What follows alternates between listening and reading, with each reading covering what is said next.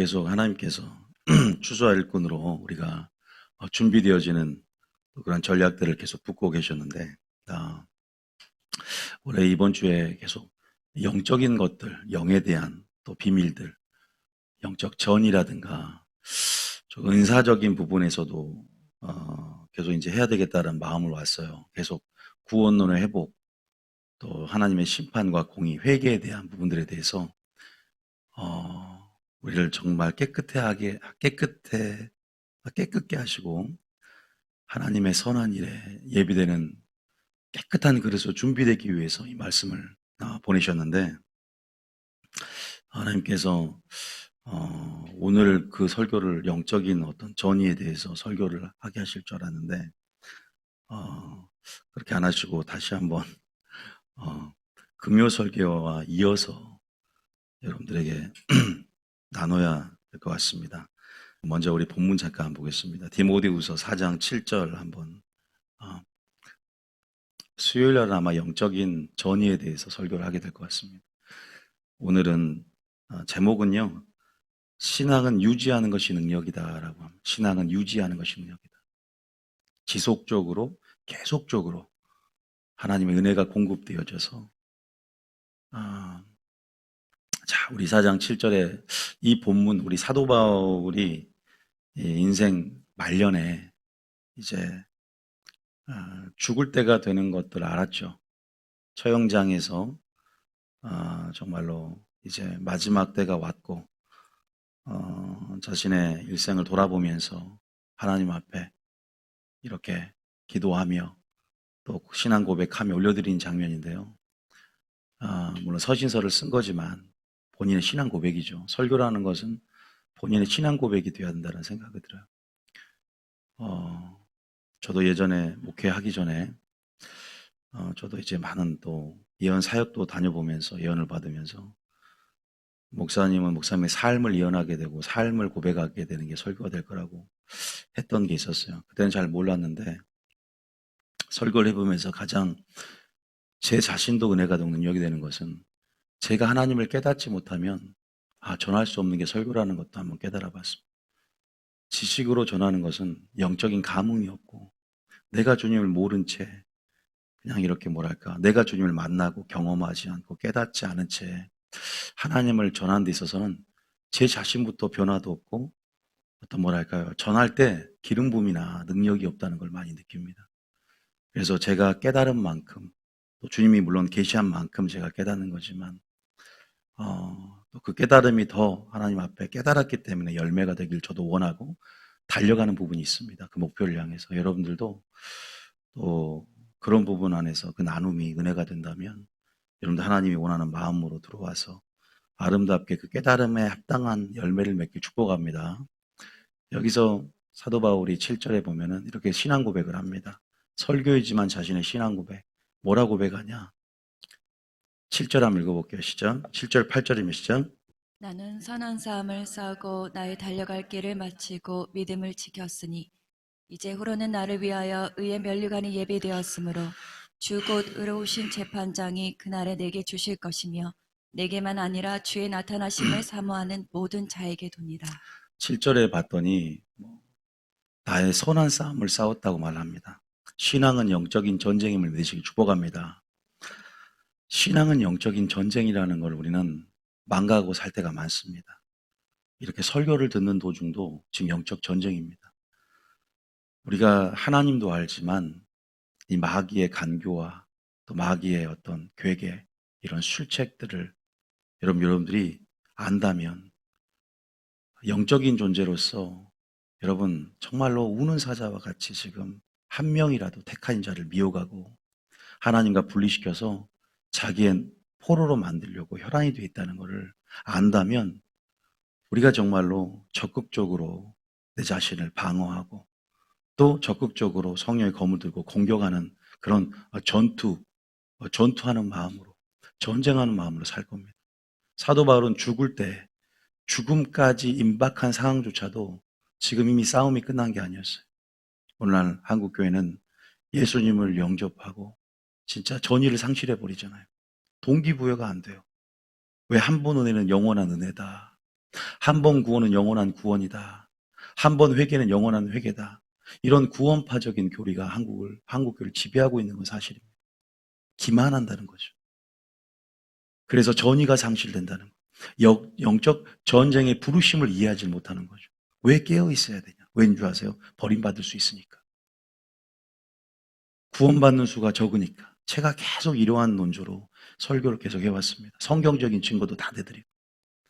이것이 출사 일꾼의 사명이거든요. 깨어서 마지막 정말로 하나님이 원하시는 그런 요구대로 살아가는 삶, 전쟁하는 삶이거든요. 믿음의 선한 싸움을 여러분 끝까지 싸워야 됩니다. 우리가 그런 말 있잖아요. 기도할 때도 뭐야 그래요? 끝까지 기도하라 그랬잖아요. 끝까지 영적 전투입니다. 기도가 응답 받아지는 그 과정도 영적인 전쟁이고 전투가 치열한 거거든요. 다니엘의 기도도 보면은 미가엘과 또 루시퍼 그 졸개들과 싸움이 붙습니다. 기도가 응답되어지는, 기도가 응답되어 내어지기 전까지 영적 전쟁이라는 거죠. 순종도 마찬가지. 언제까지냐? 주님 오시기까지, 내 생명이 다하기까지 인내 가운데 포기하고 낙심하지 않으며 여러분 이루어질 때까지 우리는 순종하고 기도하고 신앙생활하며 선한 싸움을 쌓아야 될 준비 되기 축복합니다. 계속 달려가야 돼요. 조그만 틈이 보이면 마귀는 그 틈을 비집고 들어오고 그 약점과 그 모든 상황 가운데 밀고 들어올 수 있는 건 다 밀고 들어옵니다. 계속 활로를 찾으며 여러분들을 계속 주시하고 있다는 걸 기억하세요. 이 약점이 뭐냐? 하와를 미혹한 것처럼 계속 보고 있어요.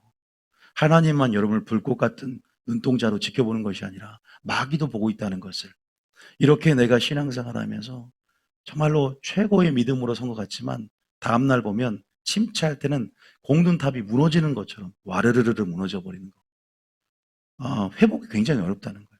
신앙을 쌓아가면서 내가 정말로 어렵게 쌓아 놓지만 탑을 그러나 이 공적을 그러나 한순간에 무너지는 거는 이 침체가 올 때 슬럼프가 올 때 얼마나 쉬운지를 우리가 봅니다. 그래서 이것이 다 어디로부터 영향력이 왔나 봤더니 우리 신앙의 방향성과 신앙의 어떤 전이들 이러한 동기부여들이 잘못된 가르침으로부터 왔다는 거예요. 한 번 은혜, 영원한 은혜가 아니라 우리에게 이미 베풀어진 큰 은혜가 있지만 그 은혜를 사모하고 날마다 은혜의 보좌에 나와 때를 따라 돕는 그 은혜를 구해야 될 줄이시길 축복합니다. 주님 우리에게 은혜를 베풀어 주시옵소서. 이런 겸손과 긍휼한 심령이 우리 가운데 필요할 줄 믿습니다. 하나님 그 은혜를 주길 원하세요. 그래서 그 은혜를 얻고자 여러분들이 이곳에 나온 줄 믿습니다.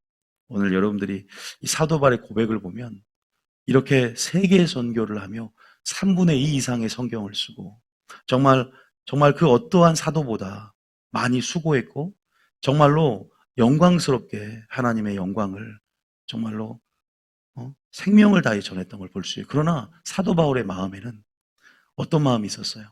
내가 많은 사람에게 전도한 후에 버림받을까 두려워했어요. 얼마나 겸손합니까? 죄인 중에 자기가 우두머리랍니다.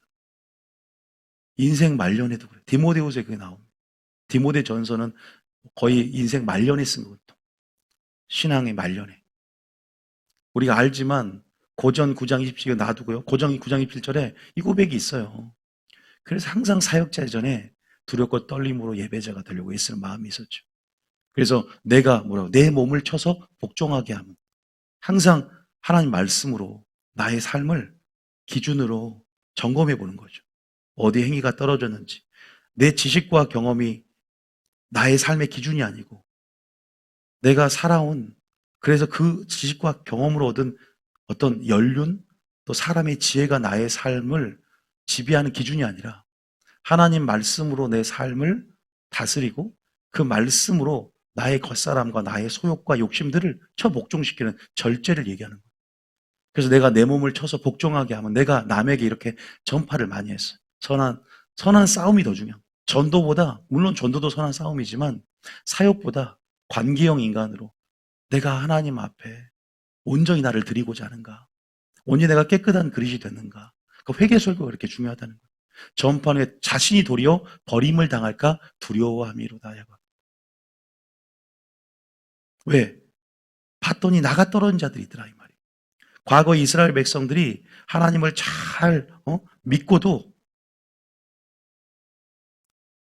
다 마음이 변질돼 버리고 신앙의 방향성이 틀어져 버리고 시작은 좋았는데 뭐가 안 좋아요? 끝이 안 좋고 성령을 시작했는데 뭐로 마친다? 육체로 마치고 겸손을 시작했는데 사울처럼 교만으로 마치고 이러한 끝의 행보가 안 좋더라 이 말입니다. 여러분 그런 부분에서 사도 바울이 고백을 한번 보십시오. 그리고 다시 한번 디모데후서의 4장 7절 마지막 신앙 고백인데요. 이 고백을 다시 한번 보세요. 믿음의 선한 싸움을 우리 끝까지 싸우고 뭘 지켜야 됩니까? 믿음과 우리의 마음을 지켜야 될 줄 믿으시길 축복합니다. 믿음을 지켜야 돼요. 잠언 4장에 보면은 보세요. 여기 먼저 읽어볼게요. 시작. 나는 선한 싸움을 싸우고 나의 달려갈 길을 마치고 믿음을 지켰다. 물론 이런 담대함도 우리가 주어집니다. 왜? 확신이란 게 있거든요. 계속 그러한 중심으로 살아갈 때 성령이 우리가 주 안에 계시는 것을 알게 만들어줍니다.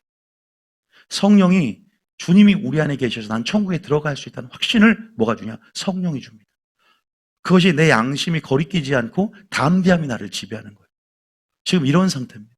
내가 주님 앞에 주님의 도를 정확히 알았고 내가 믿음의 선한 싸움을 끝까지 싸우는 거죠. 전의를 상실하지 않고 마지막 순간에 나를 미혹해버리거든요. 마지막 순간에 다 왔는데 이제 그때 포기하고 낙심하지 않으면 때가 이름에 거둘 텐데 그때 무너져버린 사람. 부르심이 다 왔는데 너무 안타까워. 그래서 끝까지 선한 싸움을 싸우고 믿음을 지켰고 생명의 근원이 마음을 지켰다. 왜 하나님 믿음의 방패를 주셨습니까? 적극적으로 방어할 건 방어해. 불화살을 방어해야 돼. 믿습니까?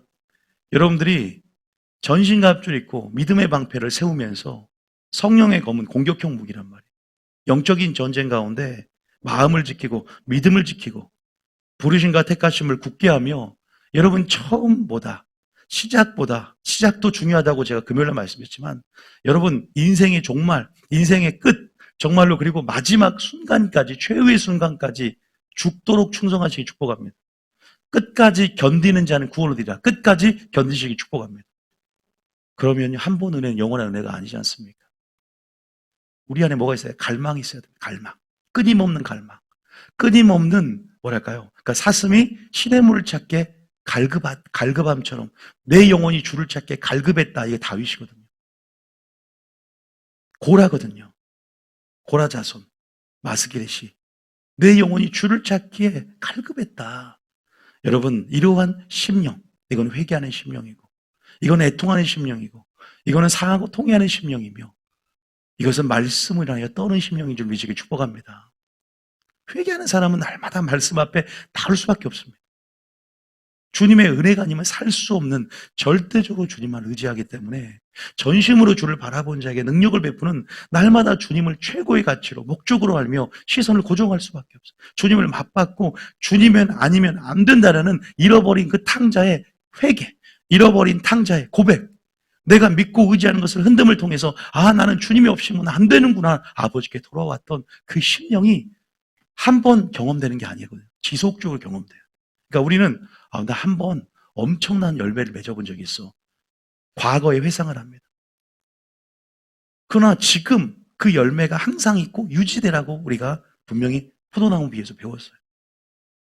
과거의 큰 회심이 중요한 게 아니라 작지만 날마다 십자가에 나를 죽이는 지속적이고 은혜 가운데 계속적인 삶이 중요하고 시작보다 나중이 중요하다면 그 말은 뭐냐면 어제보다 오늘이 최고의 가치, 최고의 전성기, 최고의 믿음이 되어 줄 믿으시기 축복합니다. 신앙은요, 우리 삶이라는 것은 결과적으로 어제의 습관이 오늘의 나의 모습이지 않습니까? 어제의 익숙함이 오늘 나의 모습입니다. 어제의 훈련의 결과입니다. 그럼 오늘 반응하는 거, 오늘 훈련되어지고 오늘 익숙해지고 오늘 습관이 내일의 나의 모습을 결정한다면 어제보다 오늘이 최고의 믿음으로 살아가요. 그게 뭐냐면 시작보다 나중이 좋은. 그러니까 오늘의 반응이 내일의 끝의 열매가 될 수 있다는 거죠. 하나님께서는요, 너희들 나중이 잘 돼야 된다는 거야. 나중 행위가 두 아들에게처럼 더 커야 된다. 에베소 교회는 잘 시작했어요. 막 사랑을 시작했는데 첫사랑을 잃어버렸어요. 결국. 주님이 촛대를 옮겨버리겠다. 그런데 반대로 두아교회는 처음은 좀 미약했지만 나중은 창대하고 나중 행위, 나중 열매가 크다는 걸 보고 칭찬하십니다. 성경에도 수많은 비유가 있어요. 나중이 잘 되는 거. 유대인들이 아무리 처음 말씀을 맡았고 이스라엘 백성들이 하나님의 나라 신정 국가가 되고 하나님 나라 교회가 됐지만 결국 그들이 그들의 있는 구원에 뭐가 넘겨졌잖아요. 이방인으로. 그들의 시기와 질투로. 하나님의 섭리가 작용되지만 누가 더 큰 은혜를 얻어요? 우리 유대인보다 이방인들이 우리가 하나님의 접붙인 자로서 더 큰 하나님의 말씀을 받고 지금은 세계 종교가 거꾸로 가잖아요. 이제는 접붙임을 당한 이방인 이 교회들이 다시 한번 또 이스라엘로 복음이 수출되고 아직도 예수를 믿지 않고 있습니다. 메시아의 주는 돌아오고 있지만 이런 것들을 본다면 얼마만큼 시작보다 나중이 중요하고 어제보다 오늘 나의 반응, 훈련, 익숙함들 이런 데 중요한지 모르죠. 오늘 사도 바울의 지금 고백을 통해서 여러분들이 정말로 한 번 은혜는 영원한 은혜가 아니게 끝까지 그 은혜를 사모함으로 또 여러분들의 부르심을 깨닫고 끝까지 영적 전쟁 가운데 여러분 참여해서 지속적인 은혜 가운데 전략을 받고 무기를 받고 마귀의 공격 가운데 대적하며 승리하시길 축복합니다. 끝까지 마음을 좀 지켰습니다. 여러분 마음에는 예수님이 계십니다. 여러분 마음에는 하나님 말씀이 심겨져 있습니다. 여러분의 마음 자체가 여러분 자신입니다. 그리스도의 마음을 본받고 그리스도의 마음을 배우며 그리스도의 마음이 되는 게 좋은 것이 되는 거거든요.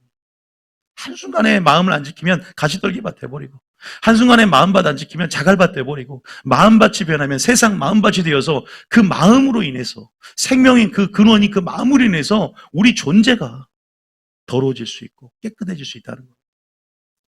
계속 그 마음을 지키며 여러분 부패되지 않도록 화인맞지 않도록 나가시길 축복합니다. 그렇게 될 때 다음 대함이 들으면 어떻게 되냐? 7절 8절 읽어볼게요. 다시 한번 7절 8절.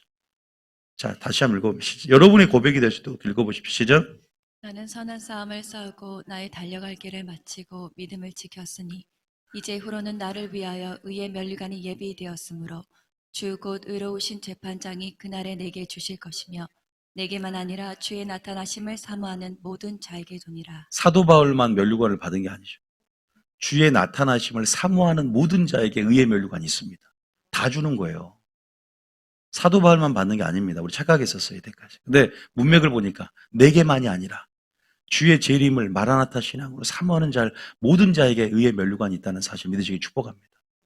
우리가 믿음의 결국 구원을 얻고 또 정말 진정한 하나님의 칭의의 이제 최종적인 선포 안에서 우리를 의롭다 하시고 우리가 저는 하나님이 우리의 상급이고 면류관이 아닌가. 내가 천국 가서 면류관 쓰면 뭐예요? 하나님이 나의 하나님이 되어주는 게 가장 큰 면류관이 아닌가 믿습니까? 나는 너의 상급이다 그러잖아요. 나는 너의 면류관이다. 주님이 여러분의 삶의 목적이 되고 가치가 되시길 축복합니다. 여러분 천국 가고 싶습니까? 지금 천국이 임해서 여러분 내가 죽어도 살아도 천국이 지금 내 안에 임해서 다가올 종말론적으로 가시고 임할 그 하나님 나라가 기다려지긴 하지만 그래도 오늘 내 안에 임하는 그 하나님 나라를 맛보면서 여러분 하나님이 목적이 되고 가치가 되어서 천국을 누리시길 축복합니다.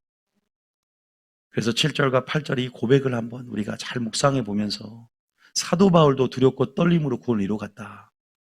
사도 바울도 한 번 은혜 주신 은혜에 머무르지 않고 계속 우리를 양육해 주시고 죄를 승리하게 해주시는 그 은혜, 보혈, 공로, 또 말씀의 능력, 성령의 능력을 날마다 구하면서 그 은혜와 강구하는 심령을 구하면서 하나님 앞에 나아갔던 그 겸손들을 생각하면서 우리는 결코 신앙생활 가운데 교만이 있으면 안 된다는 거예요. 지속적으로 왜 하나님이 겸손을 원하는지, 왜 지속적으로 회개하는 심령을 원하는지, 왜 이런 자에게 진정한 은혜가 임하는지.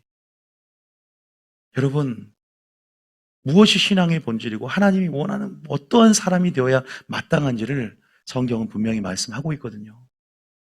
여러분 심령이 어떻습니까? 여러분 겸손하십니까? 우리가 이러한 사도 바울의 고백 여러분의 고백이 됐으면 좋겠습니다. 자, 고전 아까 9장 다시 한번 27절. 제가 반복해서 읽는 이유가 있어요. 사도 바울의 고백을 지금 반복해서 읽는 이유가 있습니다. 또 읽어봅니다. 자, 26절, 27절 읽어볼게요. 시작. 그러므로 나는 다름질하기를 향방 없는 것 같이 아니하고 싸우기를 허공에 치는 것 같이 아니하며 이 내, 7절에 내가 내 몸을 쳐 복종하게 함은 내가 남에게 전파한 후에 자신이 도리어 버림을 당할까 두려워함이로다. 두려워했어요. 두려워했는데 뭘 두려워했냐? 바로 고전 10장 두루마리로 연결됐잖아요. 10장에 다음 장에 12절, 11절, 12절. 뭘 두려워했냐? 12절 읽어볼게요. 12절에. 11절 읽어볼까요? 11절, 12절 시작. 그들에게 일어난 이런 일은 본보기가 되고 또한 말살이 만난 우리를 깨우치기 위하여 기록되었느니라. 10절부터 10절까지 무슨 내용인지 아시죠? 이스라엘 백성 애굽에서 나와서 성만찬도 하고 또 홍해라는 세례를 건너서 세례도 받았잖아요. 그런데 전부 다 광야 교회에서 가나안 땅 천국에 여호수아 갈렙 2명만 들어가고 전부 다 교회 생활에서 실패해서 지옥 갑니다. 왜 그랬을까요? 이제 예를 들면 우상 숭배, 간음, 주를 시험하고 원망했던 4가지 죄를 얼거합니다. 왜? 자기를 쳐서 복종시키지 않은 거예요. 예화가 되는 거예요. 예증이라 그러죠. 그러면서 결론을 뭐라고 하냐? 지금 우리의 일을 깨우치기 위해서 이스라엘 백성을 샘플로 삼아서 하나님의 뜻이 무엇인지를 이스라엘 역사를 통해 계시했다는 거예요. 그러면서 우리에게 뭐래요? 너희는 선줄로 생각하는 자는 넘어질까? 조심하라는 거예요. 넘어질 수 있으니까. 왜? 영적 전쟁이잖아. 넘어질 수 있으니까 조심하라는 거예요. 저는 이 구절이 크게 들어왔어요. 저는 선줄로 생각하는 자는 교만한 자. 항상 정말로 말 그대로 99% 정말로 신앙 안에서 정말 하나님을 기쁘시게 하는 삶을 어제 살았다 할지라도 어제를 자랑하지 말랍니다. 내일을 염려하지도 말고 오늘이 최고의 믿음이 돼야 되니까 신앙의 끝은 오늘이 결정하더라고요.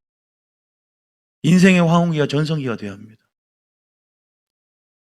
어제보다 어제가 오늘보다 나음이 어찌된 말이냐? 미련한 자라고 잠언 얘기합니다. 마찬가지인 거죠. 선주로 오늘 생각했으면 넘어질까 진짜 두려워해라. 또 히브리서 3장 12절 14절 같은 말이거든요. 지금 이스라엘 백성들을 예화를 들면서 우리 신앙생활 가운데 은혜로 신앙을 유지하는 거 필요하다는 거죠. 마음을 지키고 부르심과 택하심을 굳게 해야 된다. 좌로나 우로나 뭐 하지 말라? 치우치거나 요동치 말고 흔들리지 말아라. 흔들리지 마. 복 있는 사람이 되라는 거죠. 뿌리를 시냇가에 계속 물을 공급받을 수 있도록 내리고 뿌리를 깊게 내리는 신앙.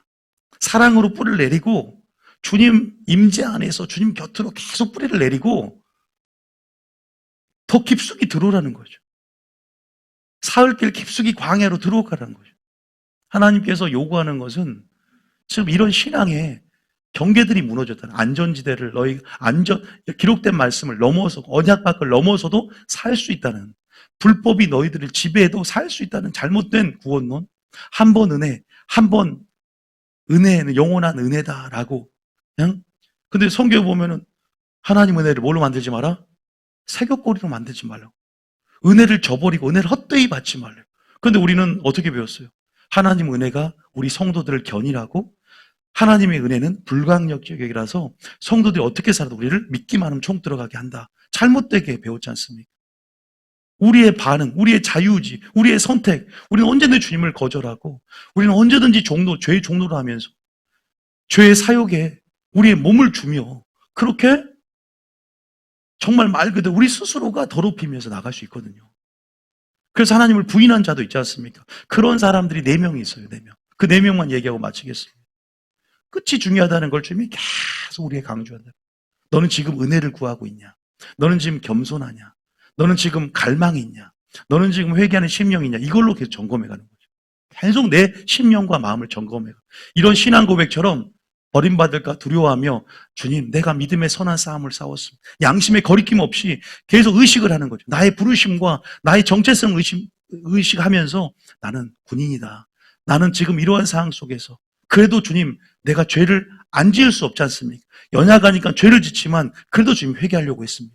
주님은 죄를 안 짓는 걸 기뻐하는 게 아니라 회개하는 심령을 기뻐하거든요. 다윗처럼. 우리가 안 되지만 주님을 의지하는 걸 기뻐하는 거죠. 저는 여러분들의 결과적으로 왜 이렇게 살아? 왜 이런 형편으로 살아? 왜 이렇게 죄를 지어? 이걸로 책망하는 것이 아니라 왜 회개 안 했냐? 왜 그래도 주님을 의지 안 했냐? 항상 하는 일이 그냥 감추어진 건 주님께 속한 거지만 나타나는 것은 우리가 반응하고 선택하며 순종해야 할 거라고 얘기했습니다. 하나님께서 하셨습니다. 그래서 12절에 보면 똑같은 얘기예요. 선주하였거든 넘어질까 조심해라. 마귀는 너희들이 마귀가 어떤 영물인지를 모르지 않냐.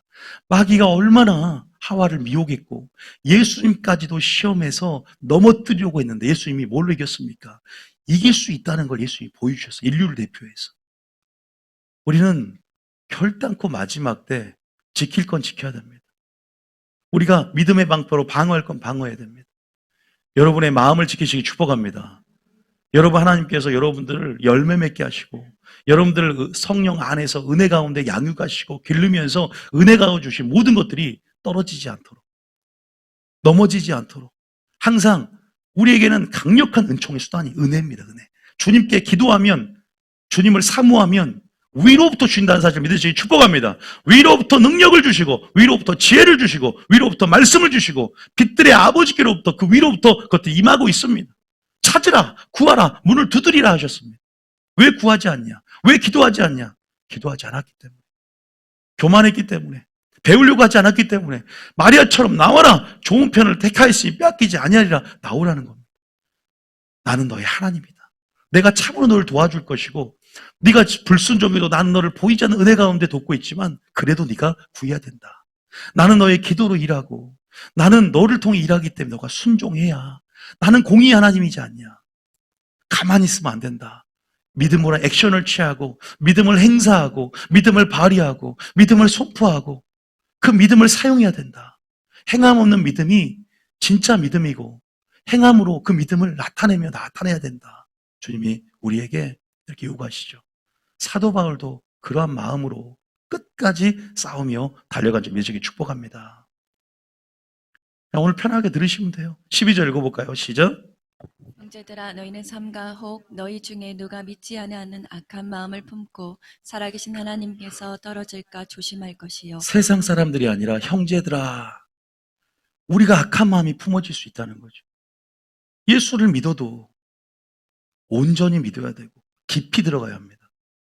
왜? 지금 주님 오실 때가 가까이 왔거든요. 또 살아계신 하나님께 아까 보세요. 선주할 것 넘어진다, 떨어진다, 조심해야 할 게 있다는 걸 우리에게 경계하고 있지 않습니까?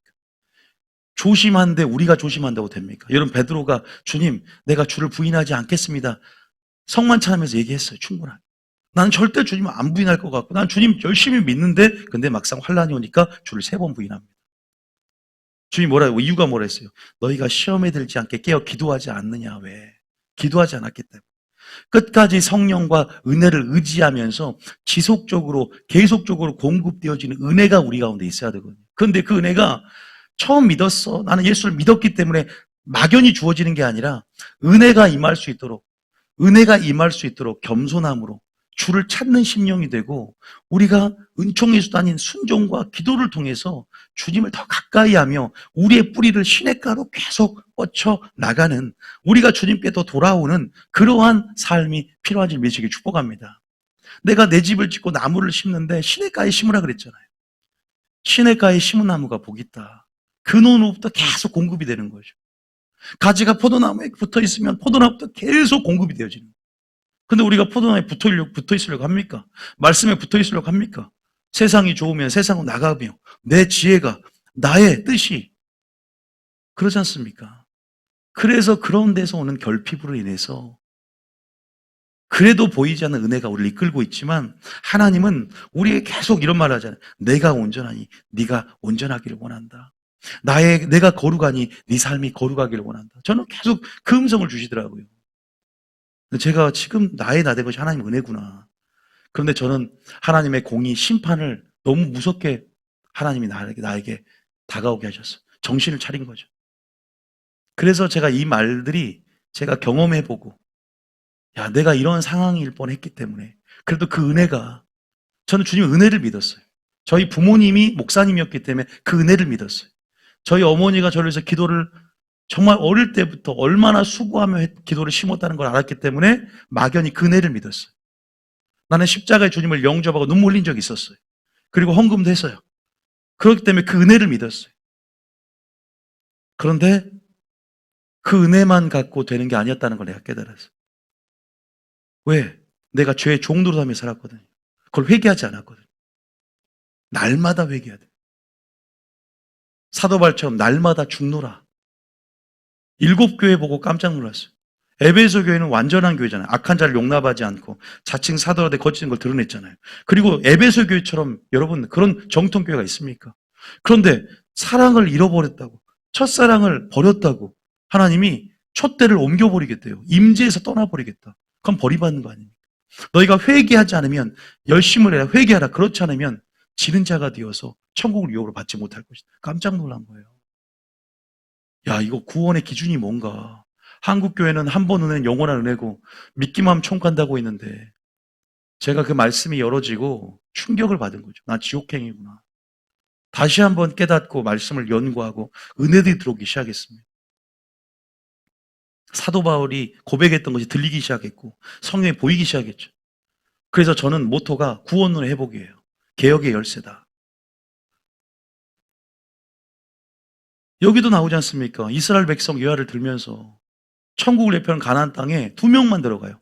여호수아 갈렙. 근데 형제들아, 이스라엘 백성들아, 또 이스라엘 백성들 예를 들면서 히브리 교인들아, 너희들 예수를 믿었는데 왜 누가 믿지 않은 악심을 또한 중간에 마귀로 계기로 인해서 품고 상처로 반응하며 살아계신 하나님께로 떨어질까 조심하라. 오늘 오직 보세요. 오늘이라 일컫는 보세요. 오늘이 내일의 열매가 될진데. 오늘의 습관이 내일의 나의 모습이라면 신앙은 어제보다 오늘이 중요하고 시작보다 끝이 중요하다면 오늘이라 일컫는 동안에 어떻게 돼요? 피차 권면하래요. 너희 중에 누구든지 죄의 유혹으로 완고하게 되지 않도록 하라 말합니다. 우리가요, 양심이라는 게요, 한순간에 화인 맞는 거 아니더라고요. 점점 상처가 있고 점점 참된 회개 순종으로 등을 돌리고 주님과 멀어지면서 점점 부익부 빈익빈처럼 점점 있는 것도 빼앗기는 게 천국의 비밀입니다. 더해진 자는 계속 살이 붙어요. 그런데 이게 한순간에 되는 게 아니라 점점 이렇게 내 양심이, 마음이 부패되어지고 양심이 화인 맞으며 이런 일련의 과정이더라고요. 그래서 분명하게 이러한 부분에서 성경은 기록하고 있지 않습니까? 갈라디아서 6장 9절 한번 봐볼게요. 갈라디아 6장 9절에. 그래서 마귀는 계속 신앙생활하면서 우리로 하여금 감정적으로 또 여러 가지 육체적으로 피곤하게 만들고 지치게 만들고 포기하고 만들고 낙심하게 만들고 내 중심으로 생각하게 만들고 내 방법으로 생각하게 만들어서 지금 6장 9절에 이렇게 말을 합니다. 사도 바울이 이렇게 권면합니다. 시작. 우리가 선을 행하되 낙심하지 말지니 포기하지 아니하면 때가 이름에 거두리라. 여러분, 포기하지만 때가 이름에 거둘 줄 믿으시길 축복합니다. 마태복음 24장 13절. 알지만 마태복음 24장 13절. 정말 중요한 믿음의 본질에 대해서 나온 한 구절. 읽어봅니다. 시작. 그러나 끝까지 견디는 자는 구원을 얻으리라. 이왕 견뎠으면 끝까지 견디시길 축복합니다. 시선 주님께 한 번 고정했다. 한 번 향할 수 있어요, 과거에. 근데 끝까지 시선을 고정하십시오. 한 번 나 주님을 위해서 고문당한 적 있어, 과거에. 감옥에서.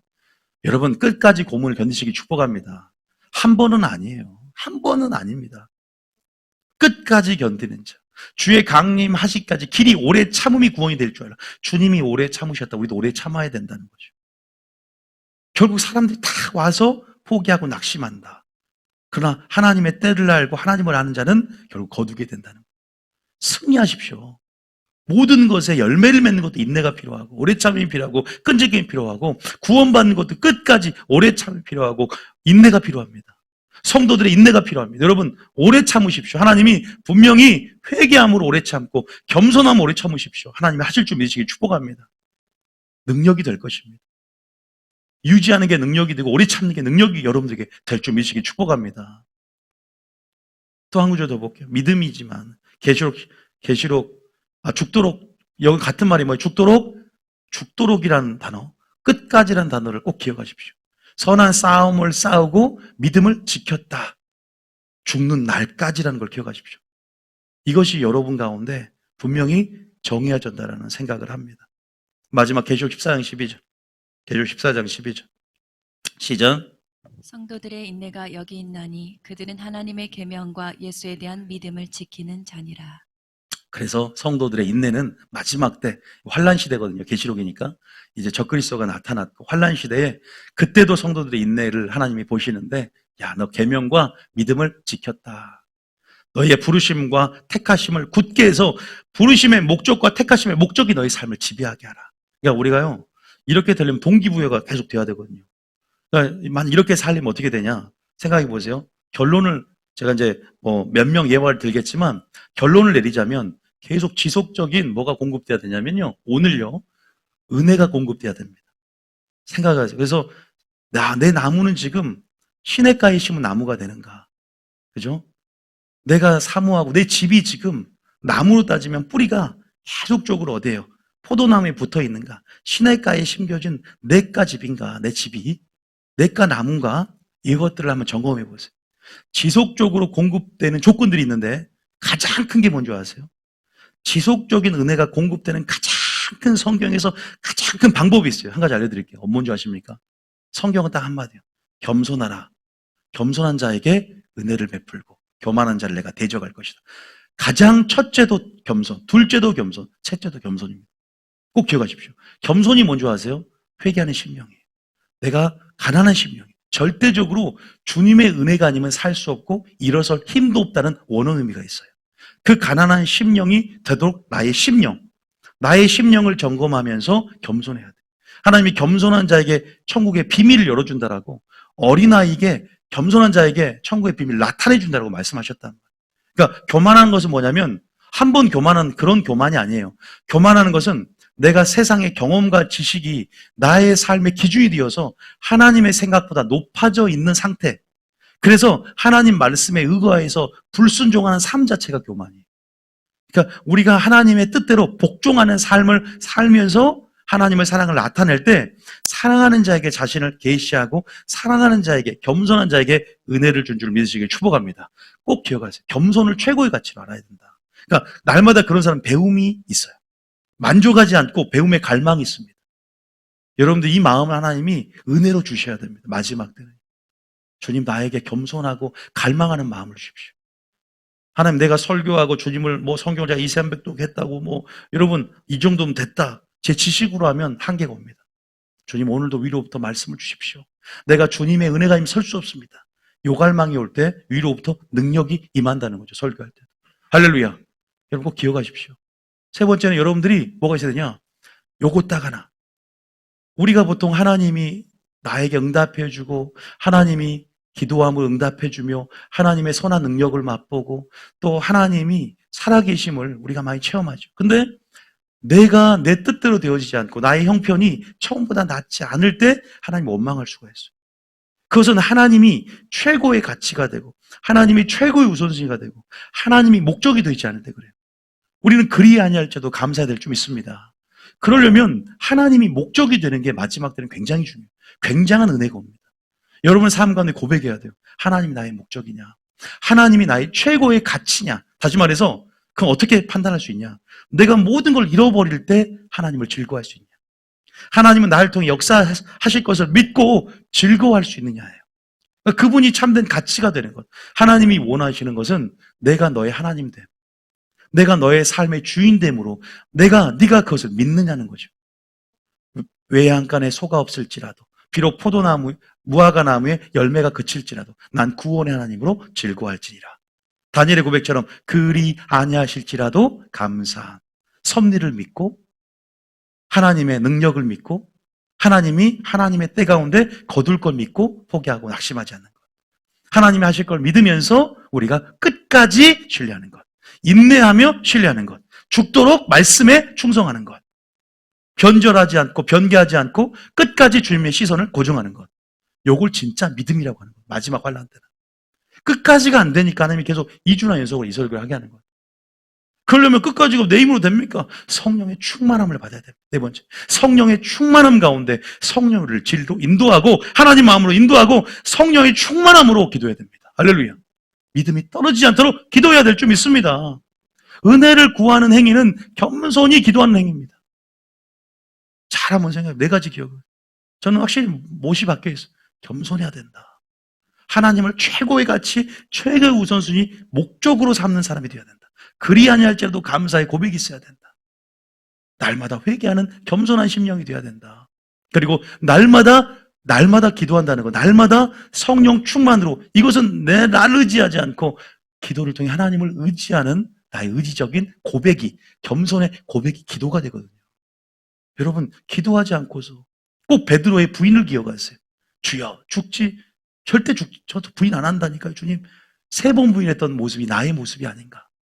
나는 확신을 가졌어. 내가 부인 안 할 것 같았어. 근데 막상 그 환경에 처해 보니까 누구보다 도망갔던 사람이 나더라고요. 누구보다 내 환경과 상황에 매여서 두려워해서 주님을 두려워하지 않고 부인했던 것이 내 모습이더라고요. 야, 내 힘으로 되는 게 아니구나. 나 정말 뿌리를 내가에 깊게 뿌리를 내려야 되겠다. 시절을 쫓아 과실을 맺듯 시냇가에 심은 나무는 때를 따라 불황이 없다는 거예요. 불황이. 경제적인 불황도 없고, 야, 복 있는 사람이구나. 야, 날마다 가지가 포도나무에 붙어 있으면 알아서 책임져 주시구나. 스스로 열매 맺을 수 없구나. 이런 나의 한계성과 나의 신앙의 한계성과 나의 모든 실존적인 나의 연약성들을 뼈저리게 체험한 사람만이 회개하고요. 뼈저리게 체험한 사람만이 그 은혜를 크게 본 줄 믿으시기 축복합니다. 날마다 주님의 은혜가 우리를 주장하게 하십시오. 날마다 주님의 은혜가 우리를 지배하게 하십시오. 날마다 그 은혜와 긍휼과 은총과 간구하는 심령을 부탁하십시오. 하나님께 구하십시오. 문을 두드려 찾으십시오. 오늘도 죄를 끊고 이제는 회개하고 안 그럴 줄 알았던, 정말 죄를 안 지을 걸 확신했는데 여전히 똑같은 죄를 짓더라고요. 날마다 기도하지 않으니까, 나 자신을 너무 믿으니까, 지금 내 감정을 믿으니까 또 속아버리더라고요. 여러분, 속지 않기를 축복합니다. 포기하고 낙심하지 않기를 축복합니다. 끝까지 주님 앞에 나가시길 축복합니다. 시작보다 뭐가 중요하다? 끝이 중요하다. 그러려면 어제보다 언제가 최고의 전성기, 최고의 믿음, 언제 익숙해지고 언제 훈련받아야 돼요? 오늘인 줄 믿으시길 축복합니다. 어제의 습관, 오늘의 나의 모습, 오늘의 습관, 내일의 나의 모습. 지금 구원론이 여러분 안에 지금 많이 회복이 됐을 거예요. 자만했던 사람들, 선주로 생각했던 사람들, 한 번 은혜는 영원한 은혜라고 기만했던 사람들이 전부 다 깨트려지고 부서뜨려지고 끝까지 군복 벗으면 안 되겠구나. 마귀가 정말 어떤 영물인가, 얼마나 집요하고 끈질기게 나를 무너뜨리려고 하는가, 아마 생각을 했을 거예요. 정말 어제는 선주 알았고 어제는 내가 갈멜산 전투에서 최고의 대승을 거뒀는데 다음날 바로 우울증이 와버려요. 죽여달라고 엘리야가 그랬어요. 어제 여리고성을 무너뜨리고 최고의 승리의 경험을 했는데 아이성, 그 조그마한 성을 지배 못해서 여러분 전부 다 멸망당할 뻔했습니다. 자신을 믿는다는 것은요, 굉장히 위험한 도박과 같다. 어제 내가 하나님을 경험했다. 그 하나님이 경험했기 때문에 계속 해주라는 마음은 있지만 우리는 언약에 신실하지 않아요. 어제 대승을 경험해도 우리는 끝까지 주님께 기도하며 의지해야 될 주님이시기 축복합니다. 이걸 깨달았습니다. 어제 제가 사역하면서 막 기적이 일어나고 치유의 능력이 일어나면 제가 기도 안 하고 이 하나님이 하신 거 내가 했다고 생각이 들어요. 교만하면. 겸손해야 은혜가 오거든요. 그리고 어제 이런 놀라운 기적이 일어났으니까 내일도 또 일어날 것이다. 그 근원을 나에게 찾습니다. 하나님이 열어주니까, 능력의 근원 하나님이 임하니까 임재하시고 능력을 주시니까 능력이 나타나는데, 그러니까 나는 뭘 뿐이야? 손만 얹을 뿐이잖아. 도구일 뿐인데 사람이 이래서 교만하게 되고 대적자가 되는 거. 하나님의 겸손하라. 때가 되매 내가 너를 높일 것이고 겸손한 자에게 은혜를 준다라는 말이 야고보서, 베드로전서 다 나와 있어요. 겸손이 최고라는 걸 내가 깨달았습니다. 겸손, 하나님을 의지하는 삶. 여러분, 한 명이 인물, 어제 제가 그때 오늘 설교는 마쳤는데 이 설교를 확실하게 하기 위해서 인물 몇 명만 얘기해 드릴게요. 솔로몬, 방상 11장 1절. 솔로몬하고 제가 대마만 얘기해 드리고 끝낼게요. 솔로몬하고. 인물을 좀 보고, 그럼 이 원리가 적용되는지를 보면 되잖아요. 정말 그들이 왜 인생 말년에, 통치 말년에, 솔로몬 통치 말년에 어떻게 돼요? 그래프로 따지면 내리막길로 가지 않습니다. 왜 그랬는가? 저는 정말 궁금해요. 솔로몬이 그렇게 됐으면 나도 그렇게 될 수 있겠다는 생각을 하니까 무서운 거죠. 솔로몬은 전무후무한 지혜를 받았고, 알다시피 너무 주를 사랑했기 때문에 이름도 주님을 사랑하는 거죠. 여디디야. 주님이 사랑하는 자.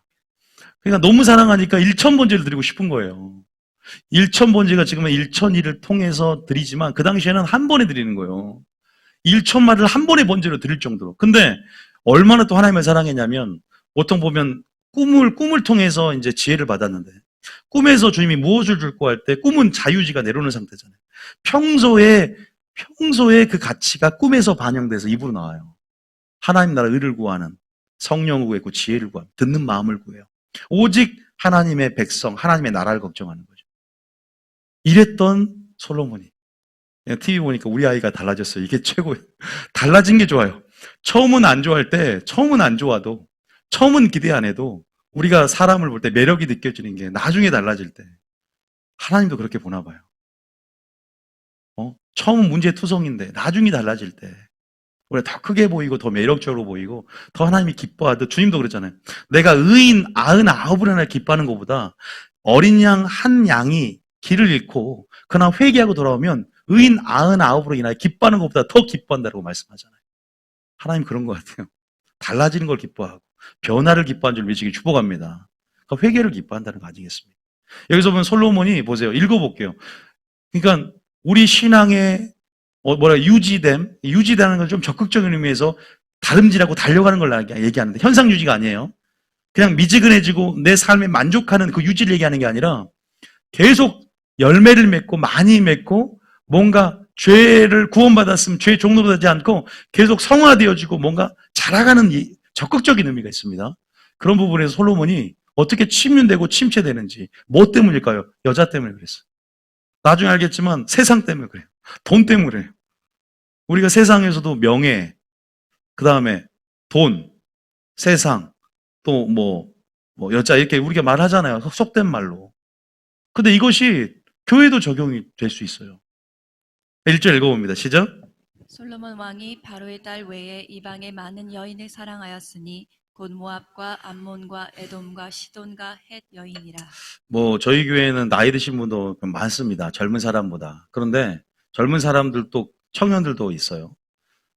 청년들도 그죠? 한 35명 정도 있는데 청년들이 결혼을 이제 하나둘씩 할 거라고 생각하니까 마음이 아픈데 청년부를 나가야 되니까 결혼이 얼마나 중요한가를 아마 이제 킹덤 리더십 콜 할 때 제가 교육을 시킬게요. 여러분들 연애도 어떻게 하고 스킨십도 어디까지 해야 되는지 아예 가이드라인을 제시하려고 합니다. 근데 무슨 말 하냐, 솔로몬이 결혼 잘못한 거, 정략 결혼이긴 한데 결혼을 잘못하니까 제 영적 전의를 여기서 말씀드리려고 해요. 영적 전의. 오늘 말고 영적 전의라는 게 얼마나 무서운 줄 아세요? 왜 신천지나 왜 이렇게 이런 감정적인 전의에 빠져 판단력을 잃어버리는가? 이렇게 무섭습니다. 여러분 영적 주도권을 잡는 게 얼마나 무서운 줄 아세요? 영적 주도권을 잡아야 돼요. 그러니까 예수 믿는 사람과 불신자가 살 때 불신자가 영적 주도권을 잡으면 금방 흐름이 근데 또 악한 건 빠르게 전염되는 게 있어요. 선한 건 느려요, 되게. 그러니까 영적 주도권을 강하게 잡아야 돼요. 이제 이 전의회 할 때 제가 수요일에 자세히 할 텐데 전의를 당한 거죠, 어떻게 보면. 갑과 을에 취해서 여자가 강했던 거예요. 에너지가. 그러니까 솔로몬이 처음부터 한 번 지혜는 영원한 지혜가 아니라는 걸 알았어요. 지혜가 땅으로 떨어져 버렸어요. 그 지혜, 위로부터 성령, 소멸시키지 말라 그랬잖아요. 그러니까 한 번 영원한 성령이 아니라 지속적이고 계속적인 시냇가에 심겨져야 된다는 거. 그게 진짜 복이라는 걸 시편 1장은 말하고 있지 않습니까? 하나님이 함께함이 복이고 하나님이 함께함이 형통이고 할렐루야. 어떤 감옥에 갇혀있는 요셉 같은 상황이라도 하나님이 함께 한다는 거지 그 자체가 형통이고 복인 줄 믿습니다. 그게 잘 되는 길이라는 걸 알았어요. 한번 생각해 보죠. 그리고 1절에 어쨌든 2절에 보니까 저는 2절에 보면 읽어볼게요. 시작. 여호와께서 일찍이 이 여러 백성에 대하여 이스라엘 자손에게 말씀하시기를 너희는 그들과 서로 통혼하지 말며 그들도 너희와 서로 통혼하게 하지 말라. 그들이 반드시 너희의 마음을 돌려 그들의 신들을 따르게 하리라 하셨으나 솔로몬이 그들을 사랑하였더라. 야, 주님이요 우리를 테스트하십니다. 어딜 보면 되냐? 신명기 찾지 말고 신명기 13장 1절에도요. 하나님 사랑하는지 여부를 알게 하려 하심이라 나와요. 3절인가? 신명기 13장 3절에 너희의 하나님 여호와를 사랑하는 여부를 알려 하사. 그러니까 하나님이냐 네가 사랑하는 거냐 이거 테스트한단 말이에요. 분명히 말씀을 딱 해요. 네가 나의 말씀을 지키면 곧 나를 사랑하는 것이라. 요한복음 15장에 나오잖아요. 주님이 말씀을 준 목적은 뭐냐면 네가 말씀에 순종하는 것이 나를 사랑하는 거예요. 의지적인 순종이죠. 그게 사랑이라는 거예요. 그런데 그 선택의 순간은 자유의지가 반영되잖아요. 내 자유의적인 행사를 통해서 이것을 선택하는 게 믿음이 되고 가치가 되는 거예요. 그러다 보니까 말씀에 순종하면 언약 안에 보호하심을 얻는데 말씀에 불순종하니까 불법의 영을 넘어가는 거예요. 마귀가 불법의 안에서는 합법적으로 역사한단 말입니다. 그래서 이제 그 불순종한 틈을 타고 계속 뭐 대물림의 영이라든가 저주라든지 이런 것들이 불신자들과 똑같이 속이려 들고 임하려고 하는 거예요. 우리는요, 죄에서 구원받았지만 죄가 우리를 주장할 수 있어요. 그래서 죄의 종로로 되지 않고 은혜로 죄를 승리해야 돼요. 믿습니까? 은혜로 죄를 이겨야 됩니다. 그런데 은혜가 주장하지 않도록 내가 선택을 안 하는 거예요. 죄를 선택하는 거예요. 그럼 죄가 나를 주장하고 은혜 아래 있지만 우리 위치는 죄가 주장하게끔 허용하면 누구에게 순종하든지 순종한 자의 종이 되기 때문에 죄가 죄의 포로가 되는 거예요. 이게 원칙입니다. 전쟁의 원칙이에요. 그러니까 솔로몬의 상태가 이러한 사랑이라는 감정, 그러니까 우리가 주님을 사랑했다면 사랑의 대상이 변하지 않아야 돼요. 거듭났다면 우리가 거듭났다는 증거는 사랑의 대상이 확대되었고 사랑의 대상이 나에서 하나님께로 바뀐 거예요. 그러면 그 대상이 고정돼야 됩니다. 세상은 사랑은 변하는 거야. 이렇게 말하지만 우리는 고정돼야 돼요. 그런데 그 테스트 가운데도 합격하지 못했고 말씀을 가까이 하지 못했고 시냇가라는 것은 말씀을 얘기해요. 말씀 깊숙이 뿔을 내지 못했고 어떻게 돼요? 아까 적용대로 성령 충만하지 않았고 겸손하지 않아요. 겸손은 주님을 끝까지 바라보고 의지하는 거예요. 배우려고 하지 않아요. 계속 지혜를 받았으니까 그 지혜로 사는 거예요. 계속 또 지혜를 구해야 돼요. 주님, 내게 계속 성령을 계속 주시옵소서. 어제도 구했지만 오늘도 구하면서 나를 바라봅니다. 근데 솔로몬은 우리가 지금 배운 것들을 적용해도 인생의 통치 말년에 어떻게 됩니까? 먼저는 불순종하고 이방 여인을 결혼을 합니다. 충분히 마귀가 접근하기 쉬운 환경들을 만들어놨어요. 쓰레기가 가득 차면 쥐가 들어오기 좋은 환경이듯이 그런 환경을 만들어놨다는 거예요. 왕상 11장 3절에 보세요. 왕상 11장 3절에 그러면서 어떻게 되냐. 3절에 여러분 하나님의 요구가 여러분 삶 가운데 불편하지 않기를 축복합니다. 하나님 여러분의 행복을 위해서 네가 순종해야 복이 있고 순종해야 마귀가 너를 함부로 하지 않기 때문에 보호하기 위해서 하나님은 언약을 주신단 말이에요. 그런데 우리는 우리 자유를 속박하고 내 삶 가운데 내 자유를 뺏어간다고 생각하기 때문에 제가 그랬거든요. 왜 이렇게 요구가 많아 하나님은? 그냥 종교생활 하면서 그냥 착하게 살면 되는 거 아닌가? 근데 이것이 마귀가 틈을 줄 수 있는 그 불법이, 그 불순종이, 그 불의가, 그 불법이 마귀의 교두보를 마련하게 만들더라고요. 그래서 보세요. 결혼 잘못한 것도 죄가 되고 결혼 잘못한 것도 틈이 되는 거예요. 그래서 3절에 보니까 왕은 그 여인들이 왕의 마음을 돌아서게 하였더라고요. 4절 읽어봅니다. 시작. 솔로몬이 나이가 많을 때에 그의 여인들이 그의 마음을 돌려 다른 신들을 따르게 하였으므로 왕의 마음이 그의 아버지 다윗의 마음과 같지 아니하여 그의 하나님 여호와 앞에 온전하지 못하였으니. 지혜받은 그 왕의 마음도 돌이킬 수 있구나, 돌릴 수 있구나, 여자가. 다윗도 바세바를 범했잖아요. 그 아버지의 그 아들이에요, 지금. 대물이 무서운 거예요. 그의 자식들은 전부 다 근친상간하죠, 다윗의 자식은. 그래도 마음에 합한 자래, 다윗이. 그래도 하나님은 솔로몬을 사랑해서 전도서를 쓰게 합니다. 그런데 주님이 로봇처럼 너 회개하는 심령을 내게 줄게. 다윗에게, 솔로몬에게 너는 이런 죄를 지어. 그렇게 미리 정하지 않았습니다. 그들이 스스로 택했습니다. 그리고 스스로 그래도 은혜가 있었고 다윗의 중보기도가 있었고 그 시몬은 그 모든 것들 가운데 그래도 솔로몬이 뉘우치고 깨달았기 때문에 전도서를 쓰면서 회개한 것입니다. 누군가 여러분을 기도하고 있다면 감사하시기 축복합니다.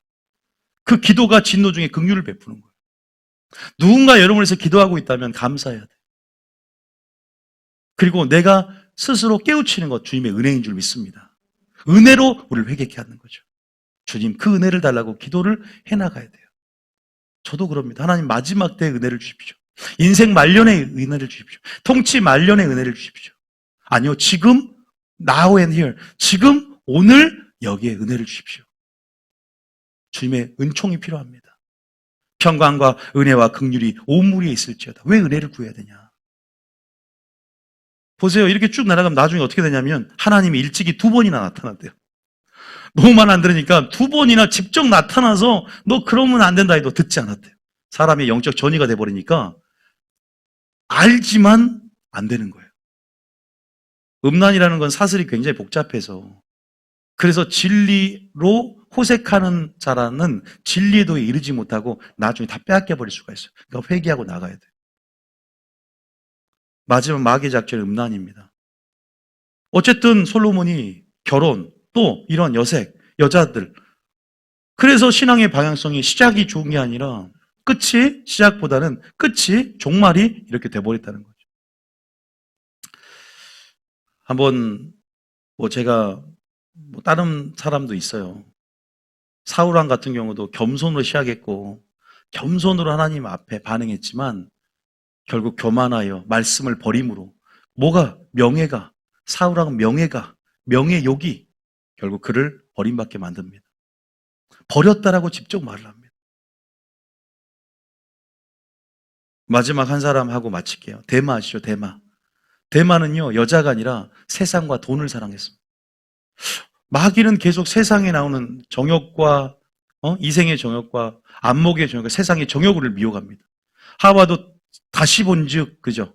선악과를 다시 본즉 이생의 정욕, 이생의 자랑, 안목의 정욕, 세상의 정욕들 세상에서 온 것들 우리 마음에 영향을 끼치게 만들거든요. 조심해야 할 것들이 참 많습니다. 데마가 여러분 알다시피 4대 동역자였어요. 빌레몬서 몇 장이죠? 1장에 제일 마지막 절에 보면 빌레몬서 제일 마지막 절 1장에 보면 뭐라고 합니까? 이것만 할게요. 자, 제일 24절인가요? 몬서 1장 24절. 자, 시작. 24절이시죠? 또한 나의 동역자 마가 아리스타고 데마 누가가 문안하느니라. 여러분 대마로 할 텐데 참고로 마가가 나오죠. 마가라는 사람 알다시피 여러분들 돈이 굉장히 많았고 여러분 사도 바울이 바나바랑 선교여행을 처음 시작할 때 마가 요한은 믿음이 별로 없어서 도망갔던 사람이에요. 얘들 옷 벗고 도망간 그 사람이 마가요. 예수님 부인하고 도망갔던 잡혀갈 때. 이 마가가 어떻게 변한 줄 아세요? 시작보다 끝이 좋은 사람이 마가예요. 마가는 바나바의 생질이고 이 베드로의 제자입니다. 감옥에서 베드로를 얼마나 섬긴지 몰라요. 그러면서 베드로부터 교육을 받고 가르침을 받으면서 정말로 마가는 어떻게 됩니까? 하나님의 영광에 참여하게 됩니다. 끝이 좋아요. 근데 반대로 그 옆에 있는 데마는요. 시작은 좋습니다. 그런데 행선지까지 데살로니가라고 정해주면서 사도 바울이 하나님이 알게 했겠죠. 이 사람은 나를 배반할 것이다. 이렇게 동역자로서 데마를 언급하다가 이제 마지막 디모데후서가 마지막이잖아요. 그때 데마를 언급하면서 데마 행선지를 밝힙니다. 예, 세상을 사랑했고 돈을 사랑했고 마음을 지키지 못하고 좋은 밭에서 어떤 밭으로 가시떨기밭이 됐다는 거예요. 가시떨기밭이 어떻게 돼요? 돈을 사랑할 때 만들어진 밭이 다 가시떨기밭이. 두 마음이 품어지니까. 버렸다는 거예요. 회복이 안 될 정도로. 얘는 세상을 사랑해서 데살로니가 떠나버렸다라고 합니다. 이런 비참한 최후가 되면 안 되겠죠. 무엇이요? 명예욕, 사울 명예욕. 보세요. 돈, 세상, 여자. 때로는 여자든 남자. 그죠? 음란. 이런 것들이 신앙의 성장을 방해하고 우리의 끝이 좋지 않게 만든다면 우리가 절제할 게 무엇이며 우리가 어디에 초점을 맞추고 무엇을 구해야 되며 여러분 이런 영향력들에 대해서 우리는 정말 영적 주도권을 잡고 빼앗기지 않도록 우리 영향을 줄 수 있도록 그렇게 강력한 하나님의 에너지로 성령으로 충만하며 우리는 살아야 될 줄 믿으시길 축복합니다. 마지막 대마 행선지만 디모데후서 4장 몇 절이죠? 그게 디모데후서 4장. 그래도 행선지는 좀 봐야 되니까 어디로 가버렸는가? 디모데 4장에 그거 몇 절이죠? 디모데 4장에 잠깐.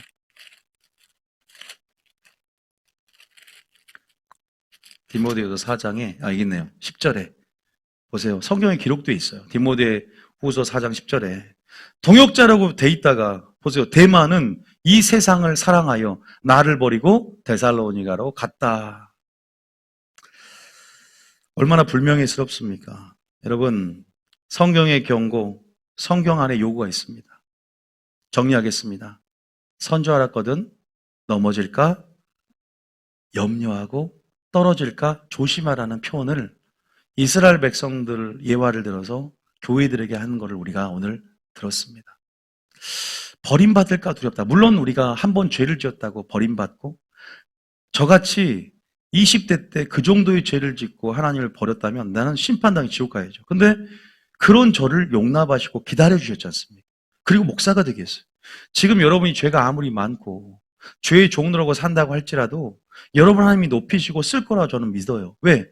적어도 이 교회에 나오게 만들었고 그때도 저도 늦게 깨우쳤단 말이에요. 누군가 저를 위해서 기도했지만 바로 반응한 게 아니었단 말이에요. 계속 부인한 것이 있었고 그러니까 여러분 스스로가 정죄감을 느낄 필요는 없어요. 그럼에도 불구하고 하나님의 요구에 대해서 우리의 반응이 빠르면 빠를수록 더 좋다는 겁니다. 하나님이 사랑하기 때문에 채찍질 하시기도 하거든요. 사랑하니까 너를 위해서 기도하는 사람이 있으니까 진노 중에 긍휼을 베푸신단 말이에요. 여러분들이 하나님의 성품을 내고 가면요. 야, 나는 이렇게 못 사니까 그럼 나는 심판당하겠다. 나는 이렇게 못 사니까 나는 죄의 종노릇하며 알긴 알지만 계속 반복되니까.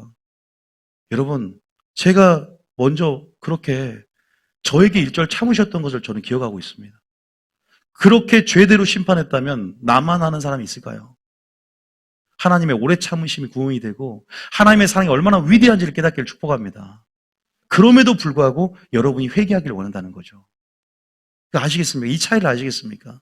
사람마다 믿음의 분량과 단계가 틀리거든요. 사람마다 받아들인 정도, 그것도 분명히 틀리다는 것 인정합니다. 저는 지금 강대상이고 큰 기준을 말해야 되기 때문에 기준을 말하지만 또 믿음의 분량과 단계가 틀리기 때문에 내려가서 상담할 때는 또 틀릴 수가 있어요. 그 사람 이끄는 정도가. 제가 청년 중에 한 사람이 죄를 짓는데 너무 힘들어요. 나는 세상이 좋고 내가 그랬어요. 즐겨. 아니 뭐 끊어라. 나는 그렇게 안 해요. 끊어라. 뭐 담배 끊어라. 술 끊어라. 야, 좀 마셔. 어때?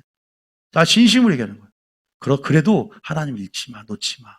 그래도 교회 다녀. 일단. 왜? 아직 그 애가 감당을 못하는 거죠. 하나님의 사랑을 깨달아야 빛임의 어둠이 물러갈 거 아닙니까? 근데 처음부터 야, 술 먹지 마라. 난 그렇게 절대 안 합니다. 그래도 좀 줄이는 게 어떻겠냐? 야, 좀 줄여라. 하나님이 그를 포기할까요? 저는 그렇게 생각 안 해요.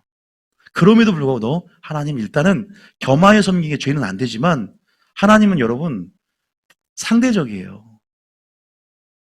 얘를 이끌 때도 획일적이지 않고 그 사람의 다양성, 또 그 사람 믿음의 분량, 그 사람의 성격, 모든 기질들을 고려하면서 베드로 다루는 거, 요한 다루는 거 다 틀립니다. 사도바들. 그러면서 그러나 교회 다니는 거 포기하지 마. 너 약속해. 교회는 계속 나온다. 그러면 언젠가 그런 생각 하다가도 교회 들어와서 빛이 딱 이 마음을 통해서 여러분 제가 그렇게 경험을 해보니까 경험이 무시 못하는 거예요. 이해가 되는 거예요. 얘는 언젠가 크게 쓸 걸 하나님 또 보여주고 지금 이 모습 그대로 보는 게 아니라 이 안에 하나님이 역사할 가능성을 보고 접근하는 거예요. 할렐루야. 있는 그대로 비판하는 게 아니란 말입니다. 저는 절대 있는 모습 그대로 보지 않습니다. 여러분도 여러분 자신이 어떻게 될지 모르지 않습니까? 하나님 여러분을 크게 사용할, 지금은 안 되는 것 같지만 그래도 뭐냐면 회개가 안 돼도 그런 사람 한 달에 한 번 회개하면 또 감사해요. 그렇게 해서 조금씩 순종해 가라 이 말이죠. 뭐든지 억지로, 물론 처음에는요 억지로는 하나님 받지 않지만 억지로라도 구레네 시몬처럼 억지로도 처음에 끌고 가면요, 억지로도 말씀에 의지해서 금을 내리면요 나중에 자원하는 심령으로 시몬이 바뀌지 않습니까?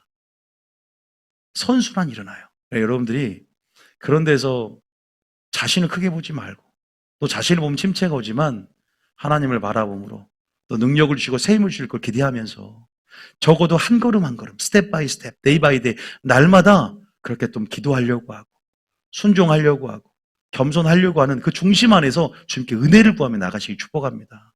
이런 걸 얘기하는 거죠. 절대 포기하지 말라는 거예요. 안 돼도 절대 낙심하지 말라는 얘기를 꼭 드리고 싶습니다. 하나님이 여러분이 하는 게 아니라 하나님 여러분 통해서 일할 것이고 또 하나님 여러분 긍휼히 여기시며 하나님 큰 계획을 갖고 있다는 사실을 기억하시고 지금 내 모습이 아니라 나를 통해 역사하시고 또 나를 세우시고 높이실 하나님을 기대함으로 하나님 여러분 삶의 목적이 되시기를 축복합니다. 그렇게 한번 나가보시면 좋을 것 같다는 마음이 옵니다. 저도 그러한 부분 안에서 더 그러니까 죄가 많으니까 더 주님을 사랑했던 마리아처럼 여러분도 그 위치에 있을 수 있어요. 그러나 그런 부분 안에서 그래서 제가 처음 설교 이거 할 때 뭘 먼저 했습니까? 오래 참으심에 대한 설교 먼저 한 거예요. 오래 참으심이 구원이 되고 오래 참고 계시고 죄대로 심판하지 않은 그 보이지 않는 은혜가 여러분이 죄를 지어도 역사하고 있다. 죄를 지었다고 주님이 떠나버리고 주님이 여러분들이 이제 외면해 버릴 거라고 그렇게 스스로 속단하지 말고 그 오래 참이 구원이 될 줄 알고 끝까지 조금씩이라도 반응해 나가며 회개하는 것보다 중요한 것은 회개하는 중심을 갖고 온전한 것보다 중요한 것은 온전하고자 하는 그 중심을 가지고 계속 주님을 바라보고 달려가라. 할렐루야. 그럼 여러분들이 어느 순간 가랑비에 옷이 젖듯이 그렇게 되어져가는 어떠한 사람이 되어져가는 일들이 있을 줄 믿으시기 축복합니다. 그런데요, 들어야 돼요. 중요한 건요, 기준을 정확히 들어야 됩니다. 그 말 하려는 거예요. 초신자라도 어려워도 기준을 듣고 안 듣고는 차이가 엄청납니다. 그래서 타협하지 않으려고 하는 겁니다. 그 기준을 알려줘야죠. 그래도요. 높아도 알려줘야 됩니다. 예수님이 부자 청년에게 기준을 낮추지 않았어요. 네 모든 소유를 팔아 가난한 자에게 나눠주고 그리고 나를 따르라. 부자 청년이 이 말씀 듣고 시험해요. 시험 받습니다. 근심하여 주님을 떠나버립니다. 주님은 어릴 때부터 사랑했어도 그 말이 그 탐심을 못 버려서 시험 듭니다. 주님은 그래도 정확한 기준을 알려줬어요. 떠날지라도. 왜? 그래야 그 사람이 사니까. 저도 초신자가 싫어한다고 죄에 대해 드러내는 것을 싫어한다고 타협할 수가 없습니다. 그래서 하나님의 기준이 뭔지를 기준을 알려드리고 그럼에도 불구하고 하나님의 우리를 다루신 그 은혜들을 개인마다 다 적용되어지는 상대적으로 적용되는 그 은혜들을 여러분 체험하시면서 여러분 하나님 앞에 더 가까이 나가시길 축복합니다.